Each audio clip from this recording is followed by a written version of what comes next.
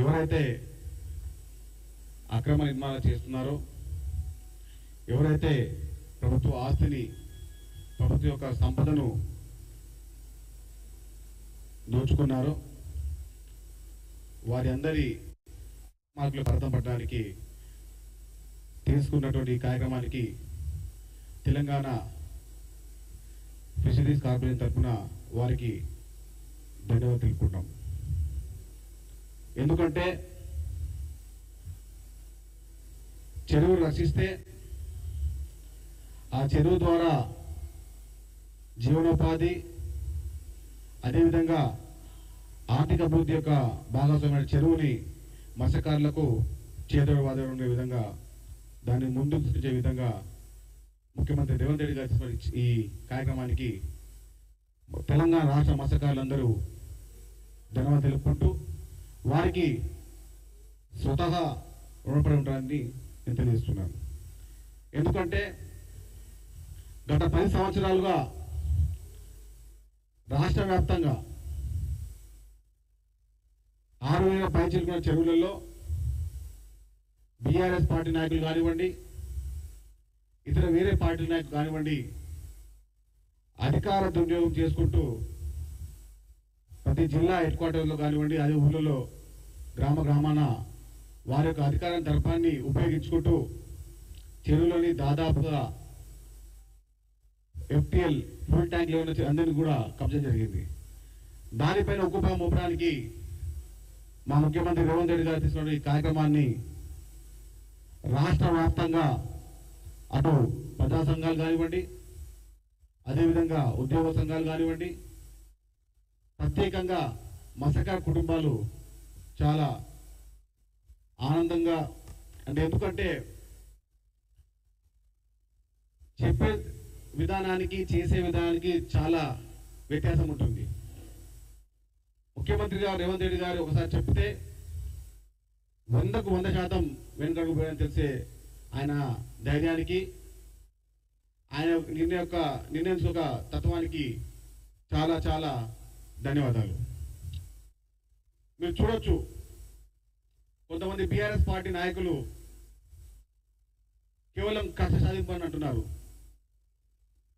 ఒక మాట మీరు చూడండి, కేంద్ర రక్షణ శాఖ మాజీ మంత్రి పల్లం రాజు గారి యొక్క సోదరుడు ఆనంద్ రాజు గారి యొక్క, ఆయన కాంగ్రెస్ పార్టీ నాయకుడు కదా, ఆయన సంబంధించిన 4 ఎకరాల పైచిలుకు నిర్మాణం కూడా కొంచెం జరిగింది. అంటే ఏ పార్టీ, అటు బీఆర్ఎస్ పార్టీ కానివ్వండి, అటు బీజేపీ పార్టీ కానివ్వండి, సొంతగా ఎవరైనా కానీ, కాంగ్రెస్ పార్టీ ఎవరైనా కానీ ప్రభుత్వ సంపదను, అదేవిధంగా ప్రభుత్వ ఆస్తిని దోచుకొని కబ్జా చేస్తే ఊరుకునేది లేదని చెప్పి ఈ నిర్ణయాన్ని తీసుకోవడం ద్వారా తెలంగాణ రాష్ట్ర భవిష్యత్తు, అదేవిధంగా హైదరాబాద్ నగరం యొక్క భవిష్యత్తు ఆధారపడి ఉంది. మీరు చూడొచ్చు, చాలాసార్లు బీఆర్ఎస్ నాయకులు ఫేస్బుక్లలో ఒక డిఫరెంట్గా మూవ్ చేస్తున్నారు. అరే మన అందులో పెళ్లి చేశారు, ఇన్కమ్ నుంచి పెళ్లి చేశారు రేవంత్ రెడ్డి గారు అమ్మాయిని. అరే బాబు, ఫంక్షన్ హాలు విషయంలో ఒక ఎత్తు, నిర్ణయానికి తగ్గట్టు 4 ఎకరాల పైచిలకు భూమిని కబ్జా చేశారని బాధ్యతగా 2016 అసెంబ్లీ సాక్షిగా మాట్లాడింది ఎవరు? రేవంత్ రెడ్డి గారా? కాదు చెప్పండి. ఫేస్బుక్ ఉంది కదా, ట్విట్టర్ ఉంది కదా, ఇన్స్టాగ్రామ్ ఉంది కదా అని చెప్పి కొంతమంది బీఆర్ఎస్ పేటీఎం బ్యాచ్ అందరూ ఏదో బుద్ధ చెల్లే విధంగా ప్రయత్నిస్తున్నారు. ప్రజలు ఈ నిర్ణయాన్ని స్వాగతిస్తున్నారు, ప్రజా సంఘాలు స్వాగతిస్తున్నాయి.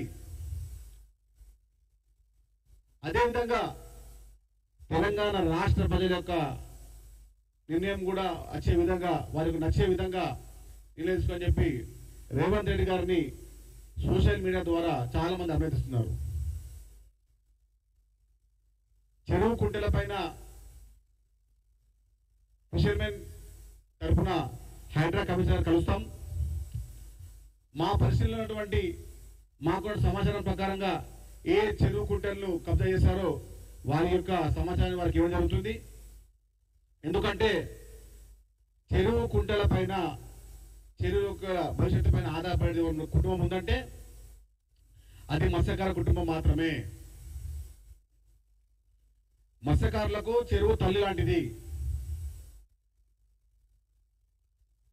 ఆర్థిక అభివృద్ధి కానివ్వండి, పురోగతి కానివ్వండి, కుంటల పైన మా మత్స్యకారులకు కుటుంబాలు ఆధారపడి ఉంటాయి. ఆ చెరువులని కూడా కాపాడుతున్నటువంటి మా ముఖ్యమంత్రి రేవంత్ రెడ్డి గారికి, అదేవిధంగా అధికార యంత్రాంగమైనటువంటి జిహెచ్ఎంసీ కానివ్వండి, రెవెన్యూ కానివ్వండి, ఇరిగేషన్ కానివ్వండి, వారందరికీ కూడా మత్స్యకారుల తరఫున, అదేవిధంగా ఫిషర్మెన్ డిపార్ట్మెంట్ తరఫున అందరికి ధన్యవాదాలు.